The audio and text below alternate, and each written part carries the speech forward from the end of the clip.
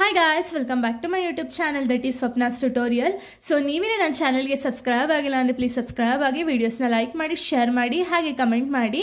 So ಇವತ್ತು ನಾನು ಮಾಡ್ತಿರೋ ಸಬ್ಜೆಕ್ಟ್ ಯಾವುದು ಅಂದರೆ 6th SEM BComನ ಅಡ್ವಾನ್ಸ್ ಫಿನಾನ್ಷಿಯಲ್ ಮ್ಯಾನೇಜ್ಮೆಂಟ್ ಅನ್ನೋ ಒಂದು ಸಬ್ಜೆಕ್ಟಲ್ಲಿ ಪ್ರೀವಿಯಸ್ ಇಯರ್ ಕ್ವಶನ್ ಪೇಪರ್ ಏನಿತ್ತು ನೋಡಿ 2024ನ ಒಂದು ಕ್ವಶನ್ ಪೇಪರ್ ವಿತ್ ಆನ್ಸರ್ಸ್ನ ಈ ಒಂದು ವಿಡಿಯೋದಲ್ಲಿ ನಾನು ಎಕ್ಸ್ಪ್ಲೈನ್ ಮಾಡ್ತಾ ಹೋಗ್ತೀನಿ. ಓಕೆನಾ?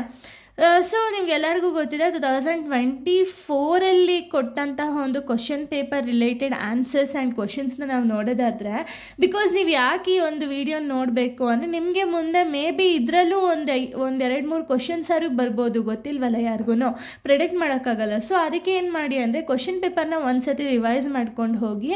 ಸೊ ಇದರಲ್ಲೂ ಸ್ವಲ್ಪ ಕ್ವಶನ್ಸ್ ಅನ್ನೋದು ನಿಮಗೆ ಅರೈಸ್ ಆಗ್ಬೋದು. ಓಕೆನಾ? ಸೊ ಸೆಕ್ಷನ್ ಎ ಬಂದುಬಿಟ್ಟು ನಿಮಗೆ 2 ಮಾರ್ಕ್ಸು ಕೇಳುವಂಥ ಒಂದು ಕ್ವಶನ್ಸ್ ಆಗಿದೆ. ಸೊ 2 ಮಾರ್ಕ್ಸ್ ಕ್ವಶನ್ಸ್ ವಿತ್ ಆನ್ಸರ್ಸ್ನ ನಾನು ಆಲ್ರೆಡಿ ಅಪ್ಲೋಡ್ ಮಾಡಿದ್ದೀನಿ. ಸೊ ಯಾರೆಲ್ಲ ಆ ವೀಡಿಯೋಸ್ನ ನೋಡಿಲ್ವೋ ಒಂದು ಸತಿ ಪ್ಲೇ ಲಿಸ್ಟಲ್ಲಿ AFM ಅಂತ ಹೇಳಿ ಪ್ಲೇ ಲಿಸ್ಟ್ನ ಕ್ರಿಯೇಟ್ ಮಾಡಿದ್ದೀನಿ. ಅಲ್ಲಿ ನಿಮಗೆ ಪ್ರತಿಯೊಂದು 2 marks complete question and answers ಆ ಒಂದು ವಿಡಿಯೋದಲ್ಲಿ ಅಪ್ಲೋಡ್ ಮಾಡಿದ್ದೀನಿ. ಸೊ ಆ ಒಂದು ರೀಸನ್ಗೆ ಇಲ್ಲಿ ಬರೀ ಕ್ವಶನ್ಸ್ ಮಾತ್ರ ಹೇಳ್ತಿದ್ದೀನಿ, ಬರೀ ಸೆಕ್ಷನ್ ಎ ಮಾತ್ರ ಬರೀ ಕ್ವಶನ್ಸ್ ಹೇಳ್ತಿದ್ದೀನಿ ಅಷ್ಟೇ. ಇನ್ನು ಸೆಕ್ಷನ್ ಬಿ ಇಂದ ಕಂಪ್ಲೀಟ್ ಕ್ವಶನ್ಸ್ ವಿತ್ ಆನ್ಸರ್ಸ್ನ ನಾನು ಎಕ್ಸ್ಪ್ಲೇನ್ ಮಾಡಿ ಅಪ್ಲೋಡ್ ಮಾಡ್ತೀನಿ. ಸೊ ಇವಾಗ ನಾವು ಸೆಕ್ಷನ್ ಎ ಕ್ವಶನ್ಸ್ನ ನೋಡೋದಾದರೆ what is zero growth dividend model. So ಇದಕ್ಕೆ ಆಲ್ರೆಡಿ ಆನ್ಸರ್ನ ಅಪ್ಲೋಡ್ ಮಾಡಿದ್ದೀನಿ. ಸೊ ಒಂದು ಸತಿ ಚೆಕ್ ಮಾಡ್ಕೊಳ್ಳಿ, ಪ್ಲೇ ಲಿಸ್ಟಲ್ಲಿ ಅಪ್ಲೋಡ್ ಆಗಿದೆ. ಸೊ ಸೆಕೆಂಡ್ ಒನ್ ಬಂದುಬಿಟ್ಟು mention the 2 approaches to relevance theory of capital structure. Next what do you mean by investment decision. Next one, state any 2 disadvantages of RADR method. Next one, mention any 2 differences between growth and normal firm according to the Walter.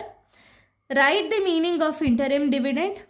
State the types of diversification. Give the meaning of integrated report in corporate governance. ಓಕೆನಾ? So ಇಷ್ಟು ಕ್ವಶನ್ಸ್ನ ಕೊಟ್ಟಿರ್ತಾರೆ, ಇದರಲ್ಲಿ ನೀವು ಸ್ವಲ್ಪ ಮಾತ್ರ answer ಮಾಡಬೇಕಾಗಿರುತ್ತೆ. ಇದು 2 marks questions. So ಇದು section A. ಓಕೆನಾ? ಇನ್ನು ಸೆಕ್ಷನ್ ಬಿ ಬಂದುಬಿಟ್ಟು ನಿಮಗೆ ಪ್ರಾಕ್ಟಿಕಲ್ ಆ್ಯಂಡ್ ಥಿಯರಿ ಎರಡೂ ಇರುತ್ತೆ. ಓಕೆನಾ? ಸೆಕ್ಷನ್ ಬಿ ಆಗಿರ್ಬೋದು ಆ್ಯಂಡ್ ಸೆಕ್ಷನ್ ಸಿ ಆಗಿರ್ಬೋದು. ಇದು ನಾವು ಬರೆದಿದ್ದಂತಹ 60 ಮಾರ್ಕ್ಸ್ ಪೇಪರು, ಬಟ್ ನಿಮಗೆ ಇವಾಗ ಇನ್ಕ್ರೀಸ್ ಆಗಿದೆ ಪೇಪರ್ ಮಾರ್ಕ್ಸ್ ಅನ್ನೋದು. ಇನ್ನು ನೆಕ್ಸ್ಟ್ ನಾವು ಸೆಕ್ಷನ್ ಬಿಗೆ ಬರೋದಾದರೆ ಸೆಕ್ಷನ್ ಬಿನ ನಾವು ನೋಡೋದಾದರೆ ನೋಡಿ, ಇದು ಸೆಕ್ಷನ್ ಬಿ ಕೊಟ್ಟಿದ್ದಂತಹ ಒಂದು ಕ್ವಶನ್ಸ್ ಯಾವುದು ಅಂದರೆ explain the forms of dividend. So dividend forms ಏನಿದೆ ನಿಮಗೆ ನನ್ನ ಸಜೆಷನ್ ಏನು ಅಂದರೆ, ಈಗ ಎಕ್ಸಾಮ್ ನೀವು ಬರೀತಿದ್ದೀರ ಅಂದರೆ ನೀವೇನು ಮಾಡಿ ಅಂದರೆ 2 ಮಾರ್ಕ್ಸ್ ಆಗಿರ್ಬೋದು, 4 ಮಾರ್ಕ್ಸ್ ಆಗಿರ್ಬೋದು, 12 ಮಾರ್ಕ್ಸ್ ಆಗಿರ್ಬೋದು, ಇಷ್ಟಕ್ಕೂ ನೀವೇನು ಮಾಡಿ ಅಂದರೆ ಇವಾಗ 2 ಮಾರ್ಕ್ಸ್ ಆದರೆ ಈಗ ನೀವು ಬರೀ ಮೀನಿಂಗ್ ಮಾತ್ರ ಕೊಟ್ಟಿರ್ತಾರೆ ಅಲ್ವಾ, 2 ಮಾರ್ಕ್ಸ್ ಬರೀ ಮೀನಿಂಗ್ ನೀವು ಬರೀಬೇಕಾಗಿರುತ್ತೆ. ಆ ಮೀನಿಂಗಲ್ಲಿ ನಿಮ್ಗೆ ಯಾವ್ದಾದ್ರು ಇಂಪಾರ್ಟೆಂಟ್ ವರ್ಡ್ಸ್ ಅಂತ ಅನಿಸಿದ್ರೆ ಅದನ್ನು ಅಂಡರ್ಲೈನ್ ಮಾಡಿ. ಓಕೆನಾ? ಬಟ್ 4 ಮಾರ್ಕ್ಸ್ ಆ್ಯಂಡ್ 12 ಮಾರ್ಕ್ಸ್ಗೆ ನಿಮ್ಗೆ ಅಷ್ಟು ಟೈಮ್ ಇಲ್ಲ, ನನಗೆ ಅಂಡರ್ಲೈನ್ ಮಾಡ್ಕೊಂಡು ಕೂತ್ಕೊಳ್ಳೋಷ್ಟು ಟೈಮ್ ಇಲ್ಲ ಅಂದರೆ ನೀವೇನು ಮಾಡಿ ಅಂದರೆ ಒಂದು ಚಾರ್ಟ್ ರೀತಿ ರೆಪ್ರೆಸೆಂಟ್ ಮಾಡಿ. ಇವಾಗ ನೋಡಿ, ಈಗ ಎಕ್ಸಾಂಪಲ್ ಇದು ಫಾರ್ಮ್ಸ್ ಆಫ್ ಡಿವಿಡೆಂಡ್ನ ಕೊಟ್ಟಿದ್ದಾರೆ ನಮ್ಮ ಕ್ವಶನು. ಓಕೆನಾ? ಫಾರ್ಮ್ಸ್ ಆಫ್ ಡಿವಿಡೆಂಡ್ಗೆ ನೀವು ಈ ರೀತಿ ಒಂದು ಚಾರ್ಟ್ನ ಪ್ರಿಪೇರ್ ಮಾಡಿ, ಜಸ್ಟ್ ಈ ಥರ ಒಂದು ಚಾರ್ಟ್ನ ಪ್ರಿಪೇರ್ ಮಾಡಿ ಮೆನ್ಷನ್ ಮಾಡಿ, ಅದಾದಮೇಲೆ ಒಂದೊಂದೇ ಪಾಯಿಂಟ್ಸ್ಗಳನ್ನ ಎಕ್ಸ್ಪ್ಲೈನ್ ಮಾಡ್ತಾ ಬನ್ನಿ. ಓಕೆನಾ? ಈಗ ಫಾರ್ಮ್ಸ್ ಆಫ್ ಡಿವಿಡೆಂಡ್ನ ನಾವು ನೋಡೋದಾದರೆ cash dividend, stock dividend, property dividend, bond dividend, scrip dividend, liquidating dividend. ಓಕೆನಾ? ಇಷ್ಟು ಕೂಡ ಒಂದು ಫಾರ್ಮ್ಸ್ ಆಫ್ ಡಿವಿಡೆಂಡ್ಸು. ಇನ್ನು ಸೆಕೆಂಡ್ ಕ್ವಶನ್ ನಾವು ನೋಡೋದಾದರೆ state any 4 importance of ethics and governance in corporate finance in brief. ಓಕೆನಾ? ಯಾವ್ದಾದ್ರು 4 ಎಥಿಕ್ಸ್ನ ನೀವು ಬರೀರಿ ಅಂತ ಹೇಳಿ ಕೊಟ್ಟಿರೋದು. ಯಾವುದ್ಯಾವುದು ನಿಮಗೆ ನಾರ್ಮಲಾಗಿ ಗೊತ್ತಿರೋ ಹಾಗೆ ಹಾನೆಸ್ಟಿ, ಲಾಯಲ್ಟಿ, ರೆಸ್ಪೆಕ್ಟು, ಟ್ರಸ್ಟು ಇದನ್ನೆಲ್ಲ ಬರೀಬೋದು. ಓಕೆನಾ? ಇದ್ರ ಜೊತೆಗೆ honesty, loyalty, accountability, transparency, risk management, responsibilities ಇದೆಲ್ಲ ಒಂದು ಎಥಿಕ್ಸು. ಕೋಡ್ ಆಫ್ ಕಂಡಕ್ಟ್ ನೀವು ಕಾಸ್ಟ್ ಅಕೌಂಟಿಂಗಲ್ಲೂ ಓದಿರ್ತೀರ, ಎಥಿಕ್ಸ್ ಏನೇನೆಲ್ಲ ಫಾಲೋ ಅಪ್ ಮಾಡಬೇಕು ಪ್ರೊಫೆಷ್ನಲಿ ಆಗಿರ್ಬೋದು ಅಥವಾ ಪರ್ಸ್ನಲಿ ಆಗಿರ್ಬೋದು. ಸೊ ಅದರಲ್ಲಿ ಸ್ವಲ್ಪ ಪಾಯಿಂಟ್ಸ್ನ ನೀವು ಇಲ್ಲಿ ಬರೀಬೋದು. ಓಕೆನಾ? ಇನ್ನು ನೆಕ್ಸ್ಟ್ ಥರ್ಡ್ ನೀವು ನೋಡೋದಾದರೆ ನಿಮಗೆ ಪ್ರಾಬ್ಲಮ್ನ ಕೊಟ್ಟಿದ್ದಾರೆ. ಓಕೆನಾ? ಸೊ ಯಾವ ರೀತಿ ಪ್ರಾಬ್ಲಮ್ನ ಕೊಟ್ಟಿದ್ದಾರೆ ಅಂದರೆ Smita limited wants to issue 10,000 new shares of ₹1,000 each at par. The flotation cost is expected to be 5%. The company paid dividend of ₹20 per share in the last year and it is expected to grow by 8%. Compute the cost of equity share capital in case of the new equity shares. And second one ಏನು ಅಂದರೆ for the existing shareholders assuming market share of the share is rupees 2250 per share ಅಂತ ಹೇಳಿ mention ಮಾಡಿದ್ದಾರೆ. ಅಂದರೆ ಏನು, ಈಗ ನೋಡಿ Smita limited ಅವರು 10,000 ನ್ಯೂ ಈಕ್ವಿಟಿ ಶೇರ್ಸ್ನ ಇಶ್ಯೂ ಮಾಡಿದ್ದಾರೆ. ಓಕೆನಾ, ಒಂದು ಶೇರ್ ವ್ಯಾಲ್ಯೂ ಎಷ್ಟಿದೆ ಅಂದರೆ 1100, ಹಂಗೆ 10,000 ಶೇರ್ಸ್ನ ಇಶ್ಯೂ ಮಾಡಿದ್ದಾರೆ ಅಟ್ ಪಾರಲ್ಲಿ. ಓಕೆನಾ, ಅದಕ್ಕೆ ಫ್ಲೋಟೇಷನ್ ಕಾಸ್ಟ್ ಅಂದರೆ ಎಕ್ಸ್ಟ್ರಾ ಕಾಸ್ಟಸ್ ಅನ್ನೋದು ಯಾವುದು ಇನ್ಕ್ಲೂಡ್ ಆಗಿದೆ ಅಂದರೆ ಫ್ಲೋಟೇಷನ್ ಕಾಸ್ಟ್ ಬಂದುಬಿಟ್ಟು 5% ಅಂತ ಹೇಳಿದ್ದಾರೆ. ಸೊ ಇದಕ್ಕೆ ಕಂಪನಿ ಡಿವಿಡೆಂಡ್ನ ಎಷ್ಟು ಪೇ ಮಾಡ್ತಿದ್ದಾರೆ ಅಂದರೆ 20 ಪರ್ ಶೇರ್ ಹಂಗೆ ಡಿವಿಡೆಂಡ್ನ ಪೇ ಮಾಡ್ತಿದ್ದಾರೆ. ಇನ್ ದ ಲಾಸ್ಟ್ ಇಯರಲ್ಲಿ 20 ಪರ್ ಶೇರ್ ಹಂಗೆ ಡಿವಿಡೆಂಡ್ನ ಪೇ ಮಾಡ್ತಿದ್ದಾರೆ. ಓಕೆನಾ, and it is expected to grow by 8%. ಅಂದರೆ ಇವಾಗ ಗ್ರೋ ಮಾಡ್ತಿದ್ದಾರೆ ಎಷ್ಟು ಪರ್ಸೆಂಟ್ ಅಂದರೆ 8% ಆಗಿ ಗ್ರೋ ಮಾಡ್ತಿದ್ದಾರೆ. ಓಕೆನಾ, ಸೊ ಇಲ್ಲಿ ನೀವು ಏನು ಮಾಡಬೇಕು ಅಂದರೆ in case of new equity shares ಇದ್ದಾಗ ಏನು ಚೇಂಜಸ್ ಆಗುತ್ತೆ and market price of the share 2250 per share ಇದ್ದಾಗ ಏನು ಚೇಂಜಸ್ ಆಗುತ್ತೆ ಅನ್ನೋದನ್ನ ನೀವು ಪ್ರಾಬ್ಲಮಲ್ಲಿ ಸಾಲ್ವ್ ಮಾಡ್ತಾ ಹೋಗಬೇಕು. ಓಕೆನಾ, ಇವಾಗ ನಾವು ಡೈರೆಕ್ಟ್ ಸೊಲ್ಯೂಷನ್ಗೆ ಹೋಗೋಣ. ನೋಡಿ, ಸೊಲ್ಯೂಷನಲ್ಲಿ ಫಸ್ಟ್ ನಾವು in the case of new equity shares ಅಂದರೆ ನನಗೆ ಇಲ್ಲಿ ಆಲ್ರೆಡಿ ನಾನು ಹೇಳಿದ್ರಲ್ಲ ಪಾಯಿಂಟ್ಸ್ಗಳು, ಫಸ್ಟ್ ಒನ್ನು ಎ ಬಿ ಅಂತ ಹೇಳಿ ಕೊಟ್ಟಿದ್ದಾರೆ. ಇದರಲ್ಲಿ ಫಸ್ಟು ಏನು ನಾವು ಫೈಂಡ್ ಔಟ್ ಮಾಡೋಣ. ಓಕೆನಾ, in the case of new share issue ಆದಾಗ ಯಾವ ರೀತಿ ಇರುತ್ತೆ ಅಂತ. In the case of new equity share formula ಏನಾಗುತ್ತೆ ಅಂದರೆ K=D divided by NP into 100 plus growth ಯಾಕೆ ಇಲ್ಲಿ ಆಲ್ರೆಡಿ ಹೇಳಿದ್ದಾರೆ, ಗ್ರೋತ್ನ ಕೊಡ್ತಾರೆ ಅಂತ ಹೇಳಿ. ಸೊ ಅದಕ್ಕೆ ಗ್ರೋತ್ನ ನಾವು ಇನ್ಕ್ಲೂಡ್ ಮಾಡಬೇಕು. ಗ್ರೋತ್ ನೀವು ಮೆನ್ಷನ್ ಮಾಡಿದ್ದಾರೆ ಅಂದರೆ ನೀವು ಗ್ರೋತ್ನ ಇನ್ಕ್ಲೂಡ್ ಮಾಡಲೇಬೇಕು. ಓಕೆನಾ, ಫಾರ್ಮುಲಾದಲ್ಲಿ. ಸೊ ಇವಾಗ ಡಿ ಅಂದರೆ ಏನು, ಡಿವಿಡೆಂಟು. NP ಅಂದರೆ ಏನು ಅಂದರೆ ನೆಟ್ ಪ್ರೊಸೀಡಿಂಗ್ಸ್ ಅಂತ ಹೇಳಿ ಇಂಟು 100 ನಿಮಗೆ ಗೊತ್ತಿದೆ. G ಅಂದರೆ ಏನು ಅಂದರೆ ಗ್ರೋತ್. ಓಕೆನಾ, ಇದನ್ನು ನಾವು ಫೈಂಡ್ ಔಟ್ ಮಾಡೋದಕ್ಕಿಂತ ಮುಂಚೆ ನಮಗೆ ಫಸ್ಟು ಡಿ ಎಷ್ಟಿದೆ, NP ಎಷ್ಟಿದೆ ಅಂತ ಹೇಳಿ ನಾವು ಫಸ್ಟ್ ಕಂಡುಹಿಡಿಬೇಕು ಅಲ್ವಾ. ಸೊ ಡಿ ಅಂದರೆ ಏನು, ಡಿವಿಡೆಂಟು. ಸೊ ಡಿವಿಡೆಂಟ್ ಅವ್ರು ಯಾವ ಬೇಸಿಸ್ ಮೇಲೆ ಕೊಡ್ತಿದ್ದಾರೆ ಅಂತ ಹೇಳಿ ಫಸ್ಟ್ ನಾವು ಕ್ವಶನಲ್ಲಿ ನೋಡೋಣ. ಓಕೆನಾ, ಸೊ ನೋಡಿ ಇಲ್ಲಿ ಅವ್ರು ಹೇಳ್ತಿದ್ದಾರೆ 10,000 ಶೇರ್ಸ್ನ ಇಶ್ಯೂ ಮಾಡ್ತಿದಾರಂತೆ. ಓಕೆನಾ, ಒಂದು ಶೇರ್ಗೆ ಡಿವಿಡೆಂಟ್ ಎಷ್ಟು ಕೊಡ್ತಿದ್ದಾರೆ, 20 ರೂಪೀಸ್ ಡಿವಿಡೆಂಟ್ ಕೊಡ್ತಿದ್ದಾರೆ. ನೋಡಿ, the company paid dividend of ₹20 per share. ಅಂದರೆ 10,000 ಇಂಟು 20 ಮಾಡಿದ್ರೆ ಎಷ್ಟು ಡಿವಿಡೆಂಟ್ ಕೊಡ್ತಿದ್ದಾರೆ ಅಂತ ಹೇಳಿ ನಮಗೆ ಗೊತ್ತಾಗುತ್ತೆ ಅಲ್ವಾ. ಸೊ ಅದಕ್ಕೆ 10,000 ಇಂಟು 20 ಮಾಡಿದ್ರೆ 2 lakh ಬರುತ್ತೆ. ಓಕೆನಾ, ಇದು ಯಾವುದು, ಹಳೆ ಡಿವಿಡೆಂಟು. ಈಗ ಹೊಸ ಡಿವಿಡೆಂಟ್ ಅವ್ರು ಏನು ಹೇಳ್ತಿದ್ದಾರೆ ಅಂದರೆ ಹಳೆ ಡಿವಿಡೆಂಟ್ ಬಂದುಬಿಟ್ಟು ₹20 ಒಂದು ಶೇರ್ ಹಂಗೆ ಕೊಡ್ತಿದ್ರಂತೆ. ಬಟ್ ಈಗ ಅದ್ರ ಮೇಲೆ 8% ಗ್ರೋತ್ ಮಾಡ್ತಿದ್ದಾರೆ, ಅಂದರೆ 8% ಎಕ್ಸ್ಟ್ರಾ ಕೊಡ್ತಿದ್ದಾರೆ. ಸೊ ಅವಾಗ ನಿಮ್ಗೇನಾಗುತ್ತೆ ಅಂದರೆ ಏನು 20,000 ಇತ್ತಲ್ಲ ಅದ್ರ ಮೇಲೆ. ಸೊ ಇಲ್ಲಿ ನೀವು ಏನು ಮಾಡಬೇಕು ಅಂದರೆ ಅವ್ರು ಹೇಳಿದ್ದಾರೆ ಏನು ಅಂದರೆ 8% ಗ್ರೋತ್ ಆಗಿದೆ ಅಂತ ಅಲ್ವಾ. ಸೊ ಅವಾಗ ನೀವೇನು ಮಾಡಬೇಕು, ಇವಾಗ ಅವರು ಎಷ್ಟು ಡಿವಿಡೆಂಟ್ನ ಕೊಡ್ತಿದ್ದಾರೆ ಅಂದರೆ 2 lakh ಡಿವಿಡೆಂಟ್ನ ಕೊಡ್ತಿದ್ದಾರೆ. ಓಕೆನಾ, 2 lakh ಇಂಟು 8% ಮಾಡಿದಾಗ ನಿಮಗೆ 16,000 ಬರುತ್ತೆ. ಈ 16,000ನ ನೀವು ಆ್ಯಡ್ ಮಾಡಬೇಕಾಗುತ್ತೆ. ಓಕೆನಾ, 2 lakh ಪ್ಲಸ್ 16,000 ಎರಡೂ ಆ್ಯಡ್ ಮಾಡಿದ್ರೆ ನಿಮಗೆ 2,16,000 ರೂಪೀಸ್ ಬರುತ್ತೆ. ಇದು ಡಿವಿಡೆಂಟು. ಇನ್ನು ನೆಕ್ಸ್ಟು ನೆಟ್ ಪ್ರೊಸೀಡಿಂಗ್ಸ್ ಅಂದರೆ ಎಷ್ಟು ಅಂದರೆ future value minus flotation cost. ಅಂದರೆ ಏನು, ಸೊ ಫ್ಯೂಚರ್ ವ್ಯಾಲ್ಯೂ ಎಷ್ಟಿರುತ್ತೆ ಮತ್ತು ಫ್ಲೋಟೇಷನ್ ಕಾಸ್ಟ್ನ ನೀವು ಮೈನಸ್ ಮಾಡಿದ್ರೆ ನಿಮಗೆ NP ಎಷ್ಟು ಅಂತ ಹೇಳಿ ಸಿಗುತ್ತೆ. ಓಕೆನಾ, ಫ್ಯೂಚರ್ ವ್ಯಾಲ್ಯೂನ ಯಾವ ರೀತಿ ಫೈಂಡ್ ಔಟ್ ಮಾಡೋದು ಅಂದರೆ ಇಲ್ಲಿ ನೋಡಿ, ಇಲ್ಲಿ ಅವ್ರು ಹೇಳ್ತಿದ್ದಾರೆ ನಿಮಗೆ 10,000 ಈ ಶೇರ್ಸ್ನ ಇಶ್ಯೂ ಮಾಡ್ತಿದ್ದಾರೆ.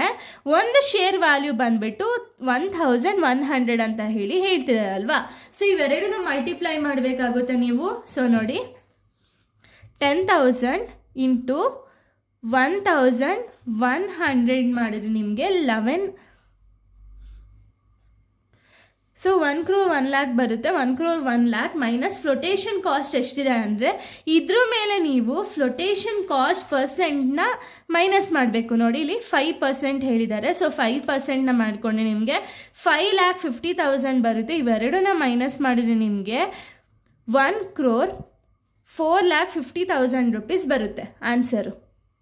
ಸೊ ಇಷ್ಟು ಆನ್ಸರ್ ಬರುತ್ತೆ. ಓಕೆನಾ, ಇವಾಗ ನೀವು ಈ ಫಾರ್ಮುಲಾದಲ್ಲಿ ಸಬ್ಸ್ಟಿಟ್ಯೂಟ್ ಮಾಡಬೇಕು.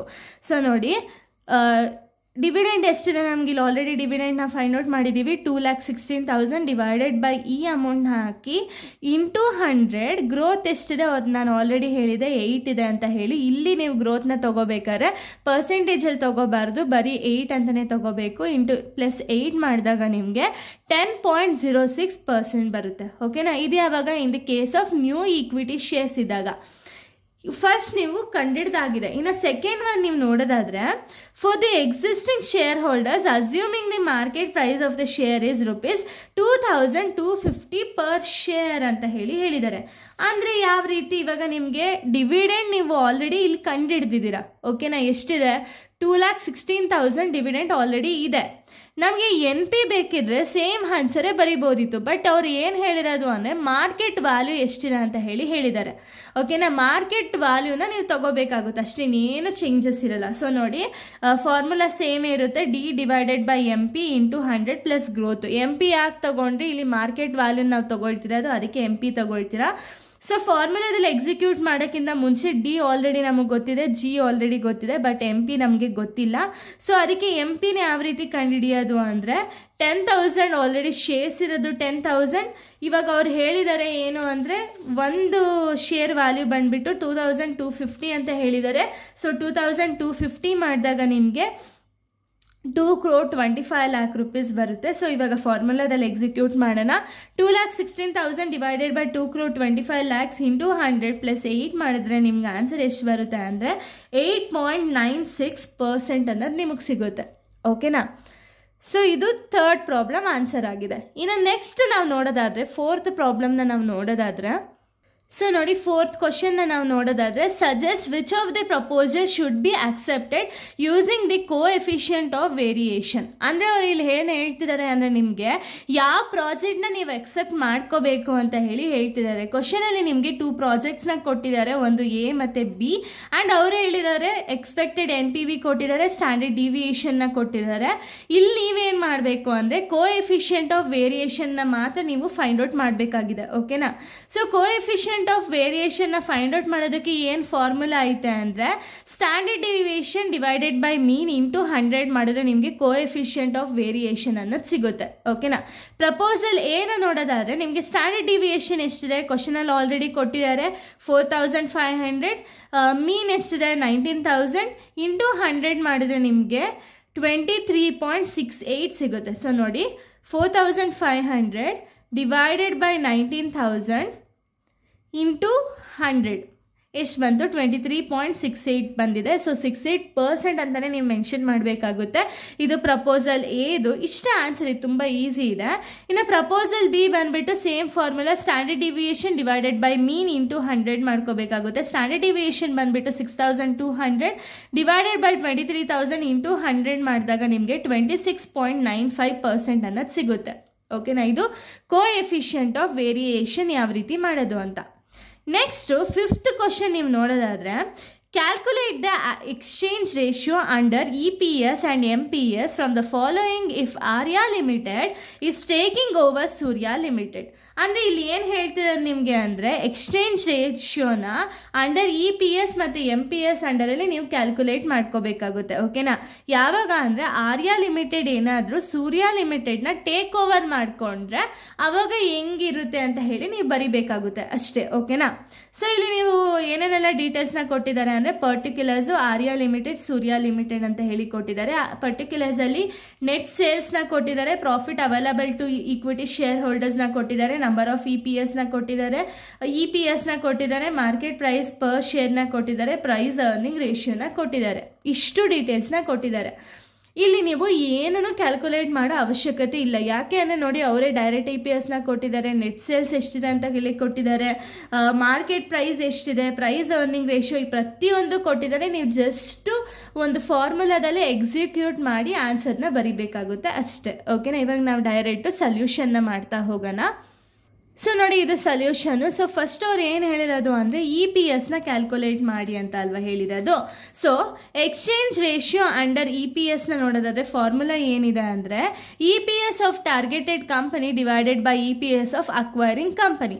ಸೊ ಇಲ್ಲಿ ಯಾವುದು ಟಾರ್ಗೆಟ್ ಕಂಪನಿ, ಯಾವುದು ಅಕ್ವೈರಿಂಗ್ ಕಂಪನಿ ಅಂತ ಹೇಳಿ ನಾವು ಫಸ್ಟು ತಿಳ್ಕೊಬೇಕಾಗುತ್ತೆ. ಸೊ ನೋಡಿ, ಸೂರ್ಯ ಲಿಮಿಟೆಡ್ ಅನ್ನೋದು ಟಾರ್ಗೆಟ್ ಕಂಪನಿ ಆಗಿದ್ರೆ ಆರ್ಯ ಲಿಮಿಟೆಡ್ ಅನ್ನೋದು ಅಕ್ವೈರಿಂಗ್ ಕಂಪನಿ ಆಗಿದೆ. ಓಕೆನಾ. EPS ಎಷ್ಟಿದೆ? ಸೂರ್ಯ ಲಿಮಿಟೆಡ್ದು 2.5 ಇದೆ, ಆರ್ಯ ಲಿಮಿಟೆಡ್ದು 3 ಇದೆ. ಓಕೆನಾ. ಫಾರ್ಮುಲಾದಲ್ಲಿ ಎಕ್ಸಿಕ್ಯೂಟ್ ಮಾಡೋಣ. 2.5 ಡಿವೈಡೆಡ್ ಬೈ 3 ಮಾಡಿದ್ರೆ ನಿಮಗೆ ಎಷ್ಟು ಬರುತ್ತೆ? 0.833 ಸಿಗುತ್ತೆ. ಓಕೆನಾ.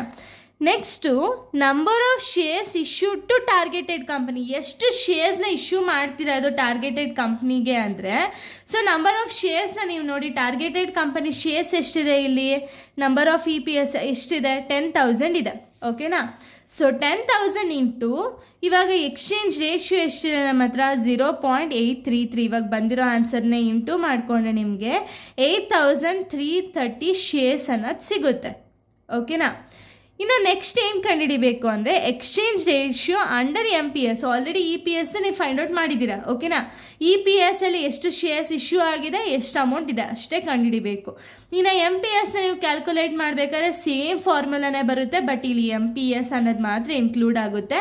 MP of targeted company divided by market price of acquiring company. Market price ಎಷ್ಟಿದೆ ಅಂದರೆ, ಟಾರ್ಗೆಟೆಡ್ ಕಂಪನಿ ಮಾರ್ಕೆಟ್ ಪ್ರೈಸ್ ಬಂದುಬಿಟ್ಟು 20 ಇದೆ, ಅಕ್ವೈರಿಂಗ್ ಕಂಪನಿ ಟಾರ್ಗೆಟೆಡ್ ಪ್ರೈಸ್ ಬಂದುಬಿಟ್ಟು 30 ಇದೆ. ಓಕೆನಾ. ಸೊ 20 ಡಿವೈಡೆಡ್ ಬೈ 30 ಮಾಡಿದಾಗ ನಿಮಗೆ 0.666 ಬರುತ್ತೆ. ಇನ್ನು ಸೇಮ್ ಇದೆ ಫಾರ್ಮುಲಾನ ಎಕ್ಸಿಕ್ಯೂಟ್ ಮಾಡೋಣ. Number of shares issued to targeted company ನೋಡೋದಾದರೆ 10,000 ಇಂಟು 0.666 ಮಾಡಿದ್ರೆ ನಿಮಗೆ ಟೋಟಲ್ ಆನ್ಸರ್ ಬಂದುಬಿಟ್ಟು 6,666 ಶೇರ್ಸ್ ಅನ್ನೋದಾಗುತ್ತೆ. ಓಕೆನಾ. ಇದು ಸೆಕ್ಷನ್ B. ಇನ್ನು ಲಾಸ್ಟ್ ಸೆಕ್ಷನ್ ಬಂದುಬಿಟ್ಟು ಸೆಕ್ಷನ್ C ಇದೆ. ಸೊ ಸೆಕ್ಷನ್ C ಅಲ್ಲಿ ನಿಮಗೆ ನಾನು ಆಗಲೇ ಹೇಳ್ದಂಗೆ ಪ್ರಾಕ್ಟಿಕಲ್ ಆ್ಯಂಡ್ ಥಿಯರಿ ಎರಡು ಕೂಡ ಕಂಬೈಂಡ್ ಇರುತ್ತೆ. ನಿಮಗೆ ಜಾಸ್ತಿ ಥಿಯರಿ ಇಲ್ಲಿ ಯಾವ ರೀತಿ ಪ್ಯಾಟ್ರನ್ ಕೊಟ್ಟಿದ್ದಾರೆ ಅಂದರೆ 2 ಥಿಯರೀಸ್ನ ಕೊಟ್ಟಿದ್ರು ಅಷ್ಟೇ ನಮಗೆ, ಇನ್ನು ಮಿಕ್ಕಿದೆಲ್ಲ ಪ್ರಾಕ್ಟಿಕಲ್ಸ್ನ ಕೊಟ್ಟಿದ್ರು. ಸೊ ಇವಾಗ 2025 ಯಾವ ರೀತಿ ಕ್ವಶನ್ನ ಕೊಡ್ತಾರೆ ಅಂತ ಹೇಳಿ ಗೊತ್ತಿಲ್ಲ. ಬನ್ನಿ ಇವಾಗ ನಾವು 12 ಮಾರ್ಕ್ಸ್ ಪ್ರಾಬ್ಲಮ್ನ ಸಾಲ್ವ್ ಮಾಡ್ತಾ ಹೋಗೋಣ. ಸೊ ನೋಡಿ, ಇದು 12 marks first problem. So 7th one ನಾವು ಕ್ವಶನ್ ಪೇಪರ್ ವೈಸ್ ಹೋದರೆ ಇದು 7th ಪ್ರಾಬ್ಲಮ್ ಆಗಿದೆ. ಸೊ ಯಾವುದು ಅಂದರೆ, Naren company decided to raise the finance by issuing equity shares, preference shares and debenture. ಅಂದರೆ ಏನು? ಇಲ್ಲಿ ನರೇನ್ ಕಂಪನಿ ಅನ್ನೋರು ಡಿಸೈಡ್ ಮಾಡ್ಕೊಳ್ತಾರೆ ಈಕ್ವಿಟಿ ಶೇರ್ಸು, ಪ್ರಿಫರೆನ್ಸ್ ಶೇರ್ಸು, ಡಿಬೆಂಚರ್ಸ್ನ ಇಶ್ಯೂ ಮಾಡಬೇಕು ಅಂತ ಹೇಳಿ. ಓಕೆನಾ. The following details are made available. ಡೀಟೇಲ್ಸ್ನ ಕೊಟ್ಟಿದ್ದಾರೆ. ಏನೇನೆಲ್ಲ ಡೀಟೇಲ್ಸ್ನ ಕೊಟ್ಟಿದ್ದಾರೆ ಅಂದರೆ, ಸೋರ್ಸಸ್ ಆಫ್ ಫಂಡ್ಸ್ನ ಎಲ್ಲೆಲ್ಲಿಂದ ಕಲೆಕ್ಟ್ ಮಾಡ್ತಿದ್ದಾರೆ ಆಲ್ರೆಡಿ ಹೇಳಿದ್ದಾರೆ. ಫಂಡ್ಸ್ನ ರೈಸ್ ಮಾಡ್ತಿರೋದು ಎಲ್ಲಿಂದ ಅಂದರೆ ಈಕ್ವಿಟಿ ಶೇರ್ಸು, ಪ್ರಿಫರೆನ್ಸ್ ಶೇರ್ಸು, ಡಿಬೆಂಚರ್ಸಿಂದ. ಓಕೆನಾ. ಸೊ ಈಕ್ವಿಟಿ ಶೇರ್ಸು ಬುಕ್ ವ್ಯಾಲ್ಯೂನು ಕೊಟ್ಟಿದ್ದಾರೆ, ಮಾರ್ಕೆಟ್ ವ್ಯಾಲ್ಯೂನು ಕೊಟ್ಟಿದ್ದಾರೆ. ಸೊ ಬುಕ್ ವ್ಯಾಲ್ಯೂ ನೋಡೋದಾದ್ರೆ 6 ಲ್ಯಾಕು, ಮಾರ್ಕೆಟ್ ವ್ಯಾಲ್ಯೂ 7 ಲ್ಯಾಕು. ಇನ್ನು ಪ್ರಿಫರೆನ್ಸ್ ಶೇರ್ಸ್ ಬಂದುಬಿಟ್ಟು ಬುಕ್ ವ್ಯಾಲ್ಯೂ ಬಂದು 4 lakh, market value 4 lakh. Debenture book value 5 lakh, market value 5 lakh. Total ನೀವು ನೋಡೋದಾದ್ರೆ 15 ಲ್ಯಾಕ್ 16 ಲ್ಯಾಕ್ ಇದೆ. ಓಕೆನಾ. ಇನ್ನು ಅಡಿಷ್ನಲ್ ಇನ್ಫಾರ್ಮೇಷನ್ನ ನಿಮ್ಗೆ ಕೊಟ್ಟಿದ್ದಾರೆ. ಏನೇನೆಲ್ಲ ಅಡಿಷ್ನಲ್ ಇನ್ಫಾರ್ಮೇಷನ್ನ ಕೊಟ್ಟಿದ್ದಾರೆ ಅಂದರೆ, current selling price of equity is ₹100 per share. ಅಂದರೆ ಏನು? ಈಗ ಕರೆಂಟಾಗಿ ಮಾರ್ಕೆಟ್ ವ್ಯಾಲ್ಯೂ ಪ್ರಕಾರ ಈಕ್ವಿಟಿ ಶೇರ್ಸ್ನ ಸೆಲ್ಲಿಂಗ್ ಪ್ರೈಸ್ ಎಷ್ಟಿದೆ ಅಂದರೆ ₹100 ಪರ್ ಶೇರ್ ಇದೆ. ಓಕೆನಾ. ಒಂದು ಶೇರ್ಗೆ ₹100 ಹಂಗೆ ಸೆಲ್ ಮಾಡ್ತಿದ್ದಾರೆ. ಇನ್ನು next, the company pay dividend of ₹5 per share and the cost incurred for raising the shares is ₹6 per share. ಅಂದರೆ ಏನು?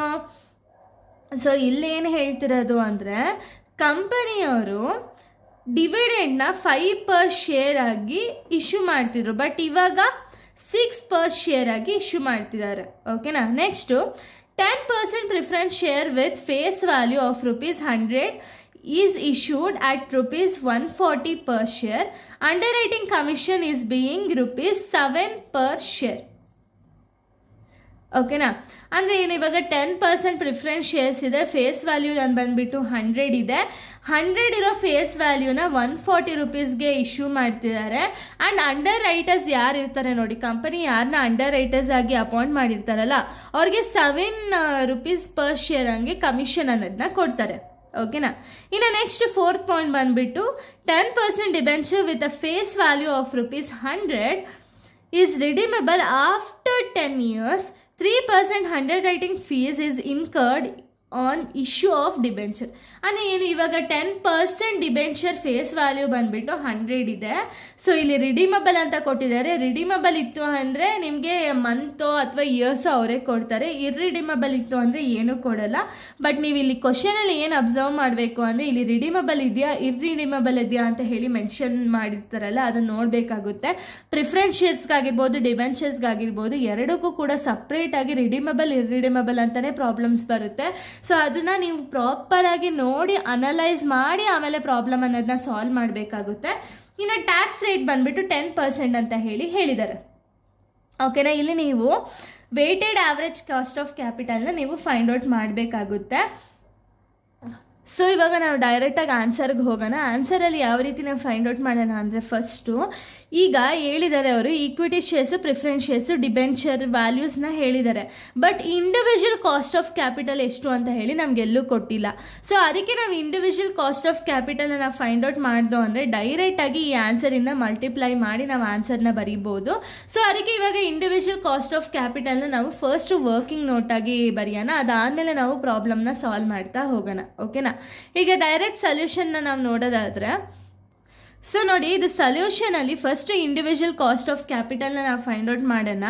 ಅದಕ್ಕೂ ಮುಂಚೆ ಫಸ್ಟ್ ನಮ್ಗೆ ಏನಿದೆ, equity shares, preference shares, debentures 3 ಇದೆ ಅಲ್ಲ, 3ರಲ್ಲಿ ಫಸ್ಟ್ ಯಾವ್ದು ಬರೋದು, ಈಕ್ವಿಟಿ ಶೇರ್ಸು. ಸೊ ಅದಕ್ಕೆ calculation of cost of equity shares formula ಏನಿದೆ ಅಂದರೆ K = D divided by NP into 100. ಓಕೆನಾ. Dividend divided by net proceeds into 100ನ ನಾವು ಮಾಡಬೇಕಾಗುತ್ತೆ. ಸೊ ನೋಡಿ, ಇಲ್ಲಿ ಡಿವಿಡೆಂಡ್ ಎಷ್ಟಿದೆ ಅಂತ ಹೇಳಿ ನಾವು ಫಸ್ಟ್ ನೋಡೋದಾದರೆ ಅವರೇ ಹೇಳಿದ್ದಾರೆ ಏನು ಅಂದರೆ, ಕಂಪನಿ ಪೇ ಡಿವಿಡೆಂಡ್ ₹5. ಇಲ್ಲಿ ನೋಡಿ, ನಿಮಗೆ ಇಲ್ಲಿ 5 ಪಾಯಿಂಟ್ಸ್ ಕೊಟ್ಟಿದ್ದಾರಲ್ಲ, 5ಅಲ್ಲಿ 100 ರೂಪೀಸ್ ಅದು ಪರ್ ಶೇರ್ ಅಂತ ಹೇಳಿ ಕೊಟ್ಟಿರೋದು ಅಷ್ಟೇ. ಇದಾದಮೇಲೆ ಈಕ್ವಿಟಿ ಶೇರ್ಗೆ 1 ಪಾಯಿಂಟು, ಪ್ರಿಫರೆನ್ಸ್ ಶೇರ್ಸ್ಗೆ 1 ಪಾಯಿಂಟು, ಡಿಬೆಂಚರ್ಸ್ಗೆ 1 ಪಾಯಿಂಟ್ ಕೊಟ್ಟಿದ್ದಾರೆ. ಓಕೆನಾ.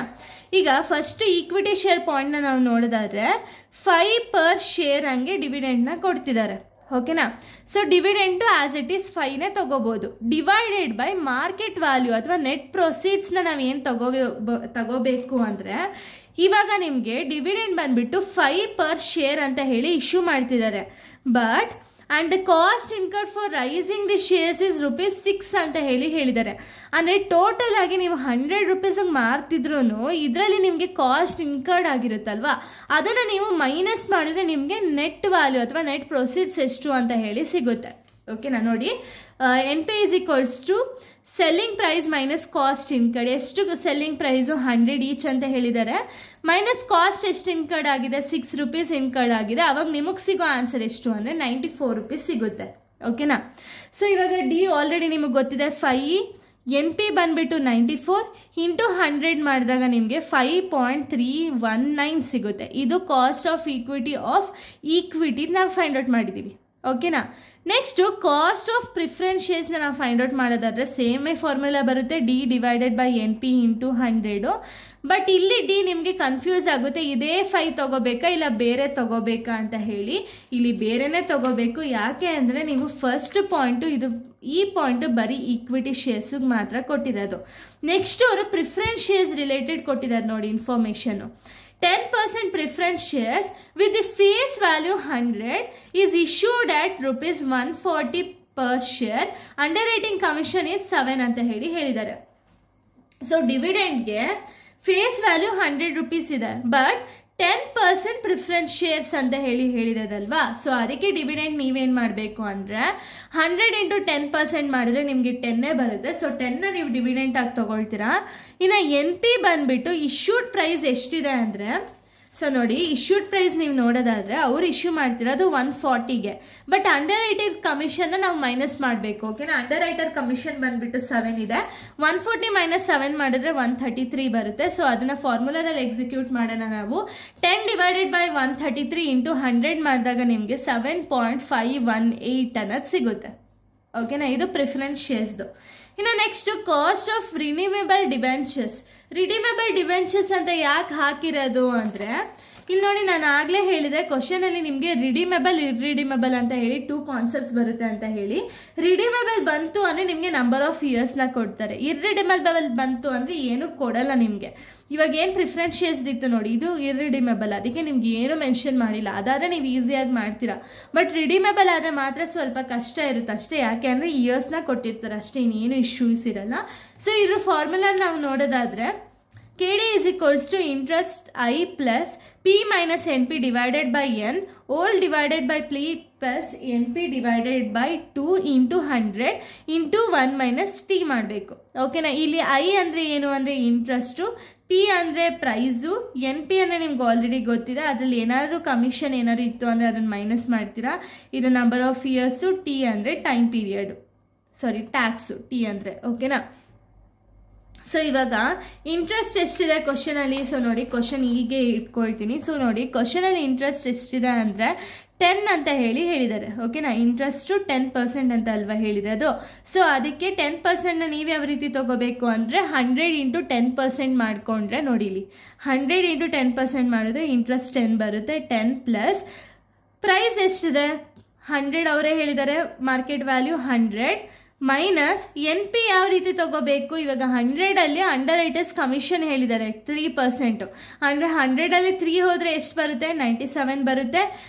ನೆಕ್ಸ್ಟು N ಬಂದುಬಿಟ್ಟು ನಂಬರ್ ಆಫ್ ಇಯರ್ಸ್ ಎಷ್ಟಿದೆ ಅಂದರೆ 10 ಇಯರ್ಸ್ ಇದೆ, divided by 10 whole divided by price ಎಷ್ಟಿದೆ, ಸೆಲ್ಲಿಂಗ್ ಪ್ರೈಸು 100 ಪ್ಲಸ್ NP ಬಂದುಬಿಟ್ಟು 97 divided by 2 into 100 the whole ಬ್ರ್ಯಾಕೆಟಲ್ಲಿ 1 ಮೈನಸ್ ಟ್ಯಾಕ್ಸ್ ಎಷ್ಟಿದೆ 10% ಇದೆ. ನೀವು ಡೈರೆಕ್ಟಾಗಿ 10% ತಗೊಳ್ಳಂಗಿಲ್ಲ. ಸೊ ಸಾರಿ, ಇಲ್ಲಿ ಟ್ಯಾಕ್ಸ್ ಬಂದುಬಿಟ್ಟು 40% ಇರೋದು. ಸೊ ಟ್ಯಾಕ್ಸ್ನ 40% ತೊಗೊಳ್ಳಿ. ಸೊ 40% ನೀವು ಡೈರೆಕ್ಟಾಗಿ ತೊಗೊಳ್ಳಂಗಿಲ್ಲ, ಅದಕ್ಕೆ 0.40ನ ತೊಗೊಳ್ತೀರಾ. ಸೊ 40 ತಗೋಬೇಕು. ಇಷ್ಟನ್ನೇ ನೀವು ಮಲ್ಟಿಪ್ಲೈ ಸಾಲ್ವ್ ಮಾಡ್ತಾ ಹೋಗಬೇಕು. ಫಸ್ಟ್ ನೀವೇನು ಮಾಡಿ ಅಂದರೆ ಇದನ್ನು ಫಸ್ಟು ಸಾಲ್ವ್ ಮಾಡ್ಕೊಳ್ಳಿ. ಓಕೆನಾ. 100 ಮೈನಸ್ 97 ಡಿವೈಡೆಡ್ ಬೈ 10 ಮಾಡಿದ್ರೆ ನಿಮ್ಗೆ ಒಂದು ಆನ್ಸರ್ ಬರುತ್ತೆ. ಇಲ್ಲೂ ಕೂಡ ಸೊಲ್ಯೂಷನ್ನ ಮಾಡ್ಕೊಳ್ಳಿ. ಇಂಟು 100ನ ಮಾಡ್ಕೊಂಡು ಇವೆರಡನ್ನ ಮಲ್ಟಿಪ್ಲೈ ಮಾಡಿ 100 ಜೊತೆಗೆ ಮಲ್ಟಿಪ್ಲೈ ಮಾಡಿ ಟೋಟಲ್ ಆಗಿ ನಿಮಗೆ 6.27% ಅನ್ನೋದು ಸಿಗುತ್ತೆ. ಓಕೆನಾ. ಸೊ ಇಷ್ಟು ಇವಾಗ ನಾವು ವರ್ಕಿಂಗ್ ನೋಟ್ ಏನು ಬೇಕಿತ್ತು ಅಷ್ಟು ಕೂಡ ಫೈಂಡ್ ಔಟ್ ಮಾಡ್ಕೊಂಡಾಗಿದೆ. ಇವಾಗ ನಾವು ಡೈರೆಕ್ಟಾಗಿ ವೇಟೆಡ್ ಆವ್ರೇಜ್ ಕಾಸ್ಟ್ ಆಫ್ ಕ್ಯಾಪಿಟಲ್ನ ನಾವು ಫೈಂಡ್ ಔಟ್ ಮಾಡ್ತಾ ಹೋಗೋಣ. ಓಕೆನಾ. ಯಾವ ರೀತಿ ಫೈಂಡ್ ಔಟ್ ಮಾಡೋದು ಅಂದರೆ ಅದಕ್ಕೂ ಮುಂಚೆ ಇಲ್ಲಿ ನೀವು ಏನು ಕಂಡಿಡ್ದಿದ್ದೀರಾ ನೋಡಿ, ಇದನ್ನು ಒಂದು ಕಡೆ ಬರ್ಕೊಂಡಿರಿ. ಓಕೆನಾ. ಇವಾಗ ನಾನು ಪೇಜ್ ಟರ್ನ್ ಮಾಡ್ತಿದ್ದೀನಿ. ಅದೇ ರೀಸನ್ಗೆ 5.319 7.518 6.27 ಇದನ್ನು ಒಂದು ಕಡೆ ಬರ್ದಿಕ್ಕೊಳ್ಳೋಣ. ಸೊ ಇದಾದಮೇಲೆ ಯಾವ ರೀತಿ ಆನ್ಸರ್ನ ಸಾಲ್ವ್ ಮಾಡೋದು ಅಂದರೆ, ಸೊ ನೋಡಿ calculation of weighted average cost of capital first ನೀವು ಏನಿದೆ ಅದನ್ನೇ ಬರ್ಕೊಳ್ಳೋಣ. ಓಕೆನಾ. ಫಸ್ಟ್ ಬುಕ್ ವ್ಯಾಲ್ಯೂದ್ ಮಾಡೋಣ, ಆಮೇಲೆ ಮಾರ್ಕೆಟ್ ವ್ಯಾಲ್ಯೂದ್ ಮಾಡೋಣ.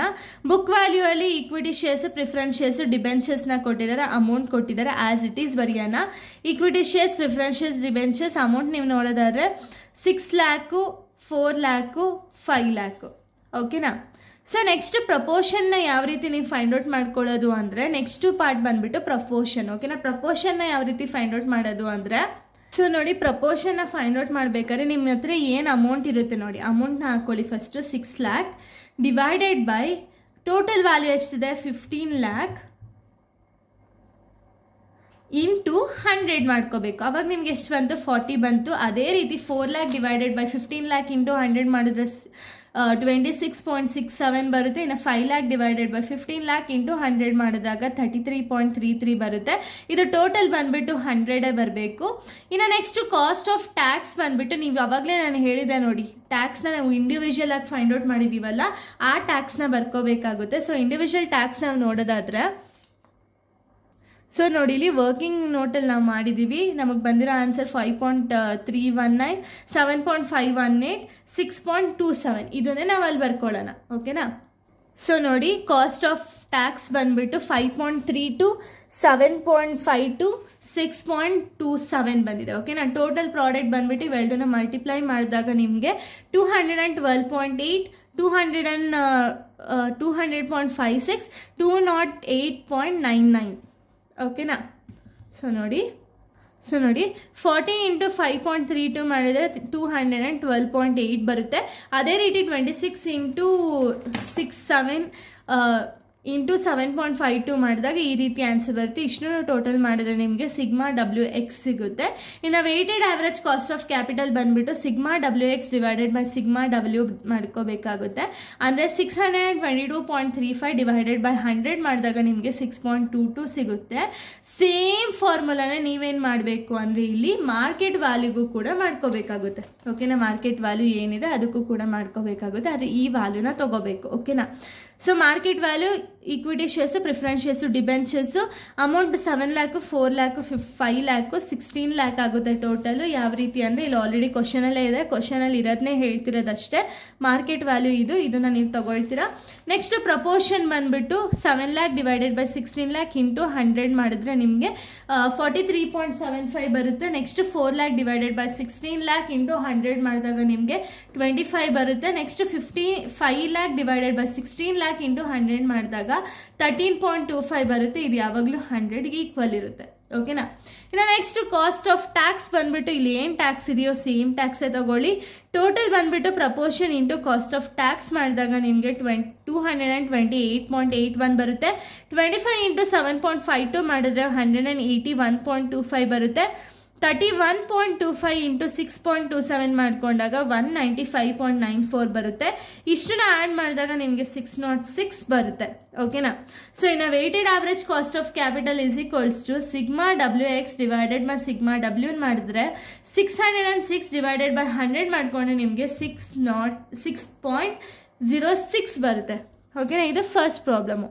ಇನ್ನು ನೆಕ್ಸ್ಟ್ ಪ್ರಾಬ್ಲಮ್ ನಾವು ನೋಡೋದಾದರೆ 12 ಮಾರ್ಕ್ಸ್ ನೆಕ್ಸ್ಟ್ ಪ್ರಾಬ್ಲಮ್ನ ನೋಡೋದಾದರೆ, ಸೊ ನೋಡಿ ಇದು 12 ಮಾರ್ಕ್ಸ್ನ 8th ಪ್ರಾಬ್ಲಮ್ ಆಗಿದೆ. ಸೊ ಇದು ಸ್ವಲ್ಪ ಟ್ರಿಕ್ಕಿ ಅಷ್ಟು ನಿಮ್ಗೆ ಅನಿಸ್ಬೋದು, ಬಟ್ ಇದು ತುಂಬ ಈಸಿನೇ ಇದೆ. ಓಕೆನಾ, ಸೊ ಇವಾಗ 8th ಪ್ರಾಬ್ಲಮ್ ನಾವು ನೋಡೋದಾದ್ರೆ, on the basis of the following information calculate standard deviation and coefficient of variance of project R and S. ಓಕೆನಾ, ಸೊ ಇಲ್ಲಿ ನೀವೇನು ಮಾಡಬೇಕು ಅಂದರೆ ಸ್ಟ್ಯಾಂಡರ್ಡ್ ಡಿವಿಯೇಷನ್ ಮತ್ತು ಕೋಎಫಿಷಿಯಂಟ್ ಆಫ್ ವೇರಿಯನ್ಸ್ದು ಪ್ರಾಜೆಕ್ಟ್ ಆರ್ ಮತ್ತು ಎಸ್ ನೀವು ಫೈಂಡ್ ಔಟ್ ಮಾಡಬೇಕಾಗುತ್ತೆ. ಓಕೆನಾ, ಏನೇನೆಲ್ಲ ಡೀಟೇಲ್ಸ್ನ ಕೊಟ್ಟಿದ್ದಾರೆ ಅಂದರೆ ಪ್ರಾಜೆಕ್ಟ್ ಆರ್, ಪ್ರಾಜೆಕ್ಟ್ ಎಸ್ದು ಡೀಟೇಲ್ಸ್ನ ಕೊಟ್ಟಿದ್ದಾರೆ. ಫಸ್ಟ್ ಇಯರ್ 5 yearsನ ಕೊಟ್ಟಿದ್ದಾರೆ. ಕ್ಯಾಶ್ ಫ್ಲೋ ಪ್ರಾಬಬಿಲಿಟಿ ಕೊಟ್ಟಿದ್ದಾರೆ of project R. Next cash flow and probability of project ಎಸ್ನ ಕೊಟ್ಟಿದ್ದಾರೆ. ಓಕೆನಾ, ಸೊ ನೋಡಿ ಕ್ಯಾಶ್ ಫ್ಲೋ ನೀವು ನೋಡೋದಾದರೆ 30,000, 50,000, 25,000, 20,000, 70,000. ಪ್ರಾಬಬಿಲಿಟಿ 0.1, 0.2, 0.4, 0.2, 0.1. ಇನ್ನು ಅದೇ ರೀತಿ ಪ್ರಾಜೆಕ್ಟ್ ಎಕ್ಸ್ದು ಕ್ಯಾಶ್ ಫ್ಲೋ 25,000, 45,000, 20,000, 15,000, 65,000. ಪ್ರಾಬಬಿಲಿಟಿ ಬಂದುಬಿಟ್ಟು 0.1, 0.15, 0.5, 0.15, 0.1. ಓಕೆನಾ, so recommend which project should be accepted. ಅಂದರೆ ಪ್ರಾಜೆಕ್ಟ್ ಆರ್ನ ಅಕ್ಸೆಪ್ಟ್ ಮಾಡಬೇಕಾ, ಪ್ರಾಜೆಕ್ಟ್ ಎಕ್ಸ್ನ ಅಕ್ಸೆಪ್ಟ್ ಮಾಡಬೇಕಾ ಅಂತ ಹೇಳಿ ನೀವು ರೆಕಮೆಂಡ್ ಮಾಡಬೇಕಾಗುತ್ತೆ. ಓಕೆನಾ, ಸೊ ನೋಡಿ ಇವಾಗ ನೀವು ಯಾವ ರೀತಿ ಪ್ರಾಬ್ಲಮ್ನ ಸಾಲ್ವ್ ಮಾಡಬೇಕು ಅಂದರೆ, ಇಲ್ಲಿ ನೋಡಿ ಪ್ರಾಜೆಕ್ಟ್ ಆರ್, ಫಸ್ಟ್ ಪ್ರಾಜೆಕ್ಟ್ ಆರ್ದು ಮಾಡೋಣ, ಆಮೇಲೆ ಪ್ರಾಜೆಕ್ಟ್ ಎಸ್ ಮಾಡೋಣ. ಓಕೆನಾ, ಪ್ರಾಜೆಕ್ಟ್ ಆರ್ದು ಏನೇನೆಲ್ಲ ಇನ್ಫಾರ್ಮೇಷನ್ ಕೊಟ್ಟಿದ್ದಾರೆ, ಇಯರ್ನ ಕೊಟ್ಟಿದ್ದಾರೆ, ಆ್ಯಸ್ ಇಟ್ ಈಸ್ ಇಯರ್ನ ಬರೀರಿ. ಕ್ಯಾಶ್ ಫ್ಲೋ ಕೊಟ್ಟಿದ್ದಾರೆ, as it is cash flow ಬರೀರಿ. ಪ್ರಾಬಬಿಲಿಟಿ ಕೊಟ್ಟಿದ್ದಾರೆ, ಆ್ಯಸ್ ಇಟ್ ಈಸ್ ಪ್ರಾಬಬಿಲಿಟಿ ಬರೀರಿ. ಓಕೆನಾ, ಇಷ್ಟು ಆದಮೇಲೆ ನೆಕ್ಸ್ಟ್ ಏನು ಮಾಡಬೇಕು ಅಂದರೆ ಎಫ್ ಎಕ್ಸ್ನ ಫೈಂಡ್ ಔಟ್ ಮಾಡಬೇಕು. ಎಫ್ ಎಕ್ಸ್ ಹೆಂಗೆ, P probability into cash flow ಮಾಡಿದ್ರೆ ನಿಮಗೆ ಎಫ್ ಎಕ್ಸ್ ಸಿಗುತ್ತೆ. ಓಕೆನಾ, ಸೊ ನೋಡಿ ಎಫ್ ಎಕ್ಸ್ ಬಂದುಬಿಟ್ಟು ಪ್ರಾಬಬಿಲಿಟಿ ಇಂಟು ಕ್ಯಾಶ್ ಫ್ಲೋ ಅಲ್ವಾ. ಸೊ ಪ್ರಾಬಬಿಲಿಟಿ ಎಷ್ಟಿದೆ, 0.1 ಇಂಟು 30,000. ಸೊ ನೋಡಿ 0.1 ಇಂಟು 30,000 ಮಾಡಿದ್ರೆ 3,000 ಸಿಗುತ್ತೆ. ಅದೇ ರೀತಿ ಪ್ರತಿಯೊಂದಕ್ಕೂ ನೀವು ಮಾಡಬೇಕಾಗುತ್ತೆ. 0.2 ಇಂಟು 50,000 ಮಾಡಿದ್ರೆ 10,000 ಸಿಗುತ್ತೆ. 0.4 ಇಂಟು 25,000 ಮಾಡಿದ್ರೆ 10,000. 0.2 ಇಂಟು 20,000 ಮಾಡಿದ್ರೆ 40,000. 0.1 ಇಂಟು 50,000 ಮಾಡಿದ್ರೆ 7,000 ಬರುತ್ತೆ. ಓಕೆನಾ, ಇಷ್ಟನ್ನು ಆ್ಯಡ್ ಮಾಡಿದಾಗ ನಿಮಗೆ ಸಿಗ್ಮಾ ಎಫ್ ಎಕ್ಸ್ ಸಿಗುತ್ತೆ. ಎಷ್ಟು ಬರುತ್ತೆ, 34,000 ಸಿಗ್ಮಾ ಎಫ್ ಎಕ್ಸ್ ಸಿಗುತ್ತೆ. ಓಕೆನಾ, ಸಿಗ್ಮಾ ಎಫ್ ಎಕ್ಸ್ ಸಿಕ್ಕಿದ್ಮೇಲೆ ನೀವು ಡಿನ ಫೈಂಡ್ ಔಟ್ ಮಾಡಬೇಕಾಗುತ್ತೆ. ಡಿ ಯಾವ ರೀತಿ ಫೈಂಡ್ ಔಟ್ ಮಾಡೋದು ಅಂದರೆ, ಇಲ್ಲಿ ಏನು ನಿಮಗೆ ಕ್ಯಾಶ್ ಫ್ಲೋ ಇರುತ್ತೆ ನೋಡಿ, ಕ್ಯಾಶ್ ಫ್ಲೋ ಇಂದ ಇದನ್ನು ಮೈನಸ್ ಮಾಡಬೇಕು. ಓಕೆನಾ, ಟೋಟಲ್ ವ್ಯಾಲ್ಯೂನ ಮೈನಸ್ ಮಾಡಬೇಕು. 30,000 ಇಂದ 34,000 ಮೈನಸ್ ಮಾಡಿದ್ರೆ ನಿಮಗೆ ನೆಗೆಟಿವ್ ಆನ್ಸರೇ ಬರುತ್ತೆ, -4,000 ಬರುತ್ತೆ. 50 ಮೈನಸ್ 34,000 ಮಾಡಿದ್ರೆ 16,000. 25,000 ಮೈನಸ್ 34,000 ಮಾಡಿದ್ರೆ -9,000. 20,000 ಮೈನಸ್ 34,000 ಮಾಡಿದ್ರೆ 14,000. 70,000 ಮೈನಸ್ 34,000 36,000 ಬರುತ್ತೆ. ಓಕೆನಾ. ಇದನ್ನು ನೀವು ಸ್ಕ್ವೇರ್ ರೂಟ್ ಮಾಡಬೇಕು. ಸ್ಕ್ವೇರ್ ರೂಟ್ ಅಂದರೆ ಏನು, ಡಿ ಸ್ಕ್ವೇರ್ನ ಮಾಡ್ತೀರಾ. ಡಿ ಸ್ಕ್ವೇರ್ ಯಾವ ರೀತಿ ಮಾಡೋದು, ಈಗ -4000 ಅಲ್ವಾ, ಮೈನಸ್ ಇಂಟು ಮೈನಸ್ ಮಾಡಿದ್ರೆ ನಿಮ್ಗೆ ಏನು ಬರುತ್ತೆ, ಪ್ಲಸ್ ಬರುತ್ತೆ. ಸೊ ಪ್ಲಸ್ ಅಂದರೆ ಯಾವ ರೀತಿ, 4000 ಇಂಟು 4000. ಸೊ ನೋಡಿ 16 lakh ಬರುತ್ತೆ. 1 crore 60 lakh ಬರುತ್ತೆ. ನೆಕ್ಸ್ಟ್ 16,000 ಇಂಟು 16,000 ಮಾಡಿದ್ರೆ 25 crore 60 lakhs ಬರುತ್ತೆ. ಇನ್ನು 9,000 ಇಂಟು 9,000 ಮಾಡಿದ್ರೆ 8 crore 10 lakhs ಬರುತ್ತೆ. ಇನ್ನು 14,000 ಇಂಟು 14,000 ಮಾಡಿದ್ರೆ 19 crore 60 lakhs ಬರುತ್ತೆ. ಇನ್ನು 36,000 ಇಂಟು 36,000 ಮಾಡಿದ್ರೆ ನಿಮಗೆ 129 crore 60 lakhs ಬರುತ್ತೆ.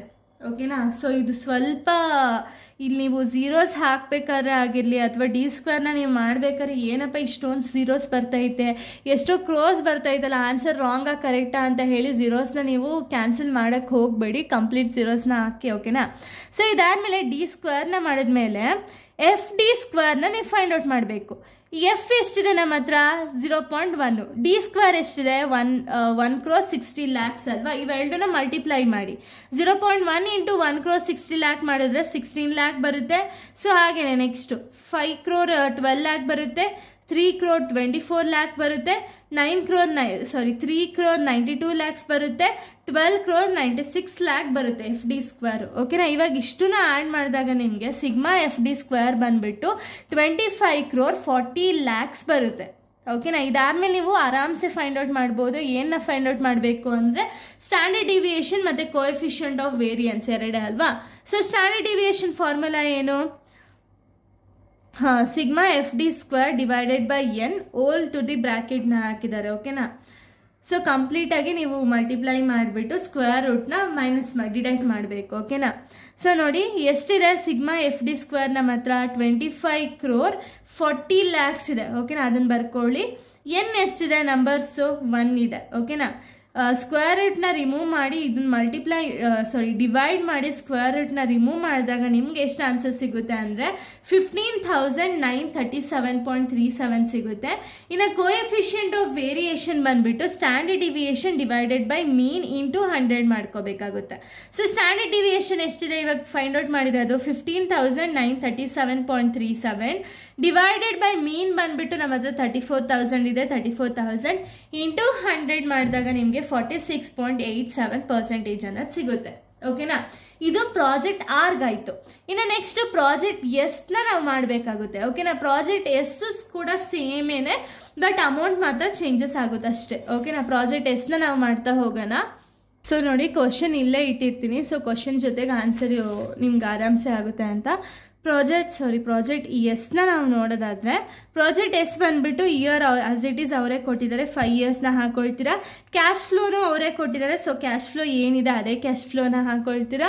ನೆಕ್ಸ್ಟ್ ಪ್ರಾಬಬಿಲಿಟಿ ಕೂಡ ಅವರೇ ಕೊಟ್ಟಿದ್ದಾರೆ, ಸೇಮ್ ಪ್ರಾಬಬಿಲಿಟಿನೇ ಹಾಕೊಳ್ತೀರಾ. ಇದಾದಮೇಲೆ ಸೇಮ್ ಸ್ಟೆಪ್ಸ್. ಓಕೆನಾ. ಸೊ ನೋಡಿ ಎಫ್ ಎಕ್ಸ್ನ ಮಾಡ್ತೀರಾ ಅಂದರೆ 0.1 ಇಂಟು 25,000 2,500 ಬರುತ್ತೆ.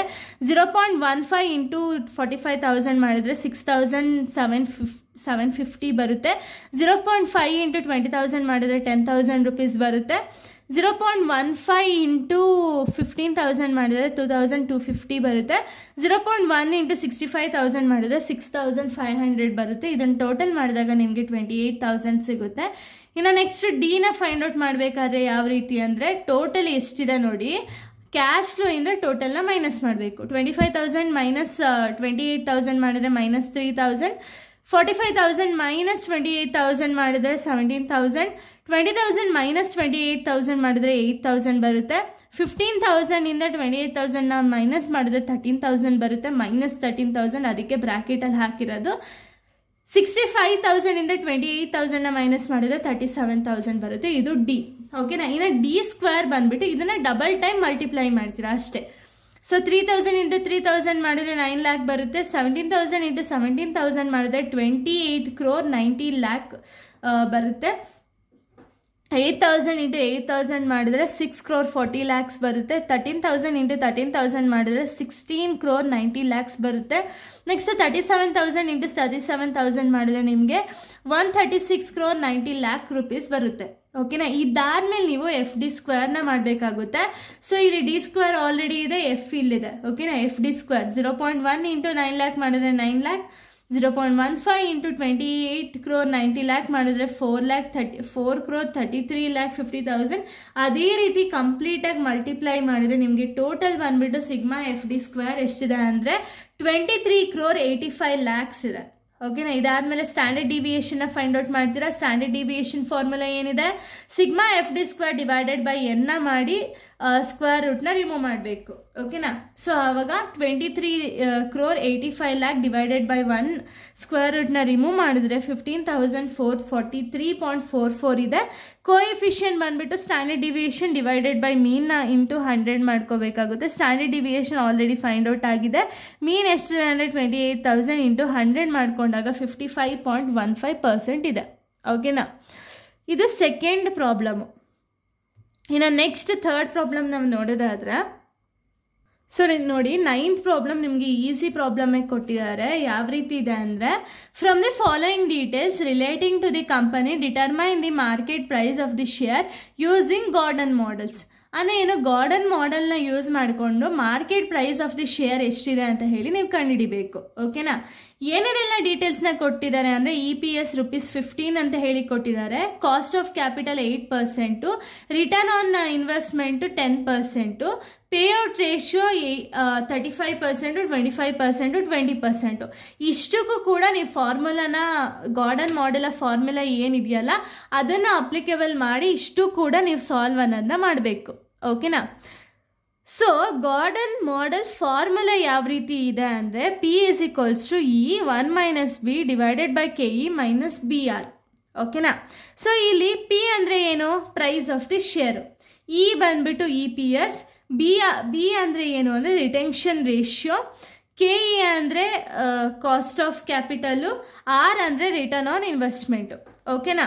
ಸೊ ಇವಾಗ ಒಂದೊಂದು ಪೇಔಟ್ ರೇಷಿಯೋಗೂ ನೀವು ಗಾರ್ಡನ್ ಮಾಡೆಲ್ ಫಾರ್ಮುಲಾ ಏನಿದೆ ಆ ಫಾರ್ಮುಲಾನ ಹಾಕಿ ಸೊಲ್ಯೂಷನನ್ನು ಮಾಡ್ತಾ ಹೋಗಬೇಕು. ಓಕೆನಾ. ಸೊ ನೋಡಿ first one, when the payout ratio is 35%.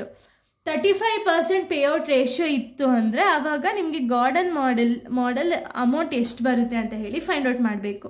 So formula ಏನು, P is equals to E 1 minus B divided by KE minus BR. ಓಕೆನಾ. ಸೊ ಇಲ್ಲಿ E ಅಂದರೆ ಏನು, ಅರ್ನಿಂಗ್ಸು ಅಥವಾ EPS ಎಷ್ಟಿದೆ 15 ಅಂತ ಅವರೇ ಕೊಟ್ಟಿದ್ದಾರೆ, ಆ್ಯಸ್ ಇಟ್ ಈಸ್ 15 ಹಾಕಿ. 1 ಮೈನಸ್ 1ನ ತಗೊಳ್ಳಿ, 1 ಮೈನಸ್ ಬಿ ಯಾವ ರೀತಿ ಫೈಂಡ್ ಔಟ್ ಮಾಡೋದು ಅಂದರೆ, ಈಗ ಟೋಟಲ್ ವ್ಯಾಲ್ಯೂ ಎಷ್ಟಿದೆ ಇದಿಷ್ಟು ಸೇರಿ 100ಗೆ ಈಕ್ವಲ್ ಆಗಿರುತ್ತೆ ಅಲ್ವಾ. 100ಅಲ್ಲಿ ಫಸ್ಟ್ ಒನ್ನು 35 ಅಂತ ಹೇಳಿರೋದು. ಸೊ 100ಅಲ್ಲಿ 35ನ ಮೈನಸ್ ಮಾಡಿದ್ರೆ ನಿಮಗೆ 65 ಬರುತ್ತೆ. ಇದನ್ನು ನೀವು ಡೆಸಿಮಲ್ಸ್ ಆಗಿ ಕನ್ವರ್ಟ್ ಮಾಡಿಕೊಂಡ್ರೆ ನಿಮಗೆ 0.65 ಡಿವೈಡೆಡ್ ಬೈ KE ಎಷ್ಟಿದೆ, ಕಾಸ್ಟ್ ಆಫ್ ಕ್ಯಾಪಿಟಲ್ 8% ಇದೆ, ಅದಕ್ಕೆ ಅದನ್ನು ಕೂಡ ಕನ್ವರ್ಟ್ ಮಾಡಿಕೊಂಡ್ರೆ ನಿಮಗೆ 0.08 ಬರುತ್ತೆ, minus be as it is 0.65 into R ಎಷ್ಟಿದೆ 10% ಇದೆ. ಸೊ 10%ನ ನೀವು ಡೆಸಿಮಲ್ ಆಗಿ ಕನ್ವರ್ಟ್ ಮಾಡ್ಕೊಂಡ್ರಿ ಅಂದರೆ 0.10 ಬರುತ್ತೆ. ಇದನ್ನು ಫ್ರ್ಯಾಕ್ಷನ್ ಆಗಿ ನೀವು ಕನ್ವರ್ಟ್ ಮಾಡ್ಕೊಂಡಾಗ 350 ಪರ್ ಶೇರ್ ಅನ್ನೋದು ಸಿಗುತ್ತೆ. ಓಕೆನಾ. ಇದನ್ನು ನೀವು ಮಲ್ಟಿಪ್ಲೈ ಮಾಡಿ ನಿಮಗೆ 350 ಪರ್ ಶೇರ್ ಅನ್ನೋದು ಸಿಗುತ್ತೆ. ಅದೇ ರೀತಿ next, when dividend payout ratio is 25%.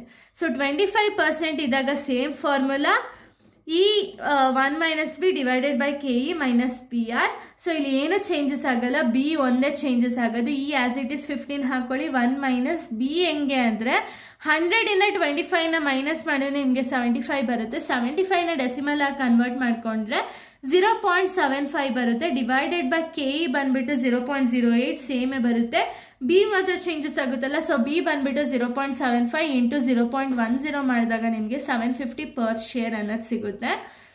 ಇನ್ನು next, when dividend payout ratio is 20%, last one 20% ಇದ್ದಾಗ ಸೇಮೇ ಫಾರ್ಮುಲಾ, 15 ಮೈನಸ್ 1 ಮೈನಸ್ 0.80 ಯಾವ ರೀತಿ ಬಂತು, 100ಅಲ್ಲಿ 20ನ ಮೈನಸ್ ಮಾಡಿದ್ರೆ ನಿಮಗೆ 80 ಬರುತ್ತೆ. 80ನ ಡೆಸಿಮಲ್ಸ್ ಆಗಿ ಕನ್ವರ್ಟ್ ಮಾಡಿಕೊಂಡ್ರೆ ನಿಮಗೆ 0.80 ಬರುತ್ತೆ. ಡಿವೈಡೆಡ್ ಬೈ 0.08 ಮೈನಸ್ 0.80 ಇಂಟು 0.10 ಮಾಡ್ಕೊಂಡಾಗ ನಿಮಗೆ 3 ಡಿವೈಡೆಡ್ ಬೈ 0 ಬರುತ್ತೆ. 0 ಇಂದ ಏನೇ ಡಿವೈಡ್ ಮಾಡೋಕ್ಕಾಗಲ್ಲ, ಸೊ ಅದಕ್ಕೆ 0 ಅನ್ನೋದು ಒಂದು ನಾಟ್ ವ್ಯಾಲಿಡ್ ಆನ್ಸರ್ ಆಗಿದೆ ಗಾರ್ಡನ್ಸ್ ಮಾಡೆಲಲ್ಲಿ. ಓಕೆನಾ. ಇದು 10th ಒನ್. ಇಲ್ಲಿ ಇಷ್ಟು ನಿಮಗೆ 3 ಪ್ರಾಕ್ಟಿಕಲ್ಸ್ನ ಕೊಟ್ಟಿದ್ರು ಪ್ರೀವಿಯಸ್ ಇಯರಲ್ಲಿ ಆ್ಯಂಡ್ 2 ಬಂದುಬಿಟ್ಟು ಥಿಯರಿ ಪಾರ್ಟ್ನ ಕೊಟ್ಟಿದ್ದಾರೆ. ಇನ್ನು ನೆಕ್ಸ್ಟು 10th ಒಂದು ಥಿಯರಿ ಇದೆ. ಸೊ ಥಿಯರಿ ನಾನು ಎಕ್ಸ್ಪ್ಲೈನ್ ಮಾಡೋದಾದರೆ, ಸೊ ನೋಡಿ ಥಿಯರಿ ಯಾವ್ದು ಕೊಟ್ಟಿದ್ದಾರೆ ಅಂದರೆ explain briefly about the merger negotiation process. ಅಂದರೆ ಮರ್ಜರ್ ನೆಗೋಸಿಯೇಷನ್ ಪ್ರೋಸೆಸ್ ಏನಿದೆ ಕಂಪ್ಲೀಟಾಗಿ ನೀವು ಎಕ್ಸ್ಪ್ಲೈನ್ ಮಾಡಬೇಕಾಗುತ್ತೆ. ಇದರಲ್ಲಿ ನೀವೇನು ಮಾಡಬೇಕು ಅಂದರೆ merger meaning, types of mergers ಅಥವಾ examples of merging companies examples, ಅದಾದಮೇಲೆ ನೀವು ಪ್ರೋಸೆಸ್ಸಿಗೆ ಬನ್ನಿ. ಪ್ರೋಸೆಸ್ ಯಾವುದಾದ್ರು ಅಂದರೆ conduct to due diligence on target company. ಅಂದರೆ ಇದು ಪಾಯಿಂಟ್ನ ಬರೆದು ನೀವು ಎಕ್ಸ್ಪ್ಲೈನ್ ಮಾಡಬೇಕಾಗುತ್ತೆ. ಇವಾಗ ಜಸ್ಟ್ ನಾನು ಪಾಯಿಂಟ್ಸ್ನ ಹೇಳ್ತಿರೋದಷ್ಟೇ.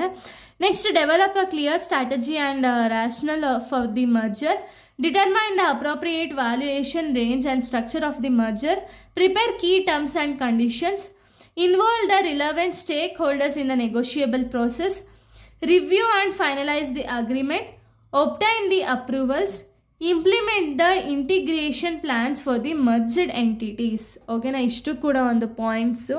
ಇದು 10th ಕ್ವಶನು. ಇನ್ನು ಲಾಸ್ಟ್ ಕ್ವಶನ್ ಬಂದುಬಿಟ್ಟು 11th ಯಾವುದಿದೆ ಅಂದರೆ ಅದು ಕೂಡ ಕಂಪ್ಲೀಟ್ ಥಿಯರಿ ಆಗಿದೆ. ಯಾವ ಕ್ವಶನು ಅಂದರೆ, ಸೊ ನೋಡಿ final one what is agency relationship theory, explain components ಅಂತ ಹೇಳಿದ್ದಾರೆ. ಸೊ ಇದನ್ನು ಕಂಪ್ಲೀಟಾಗಿ ನೀವು ಎಕ್ಸ್ಪ್ಲೈನ್ ಮಾಡಿದ್ರೆ ಇಲ್ಲಿಗೆ previous year question paper complete ಆಗಿದೆ. ಸೊ ನೆಕ್ಸ್ಟ್ ವೀಡಿಯೋದಲ್ಲಿ ನಾನು ಬೇರೆ ಒಂದು ಟಾಪಿಕ್ ಜೊತೆಗೆ ಬರ್ತೀನಿ. So thank you guys, thanks for watching.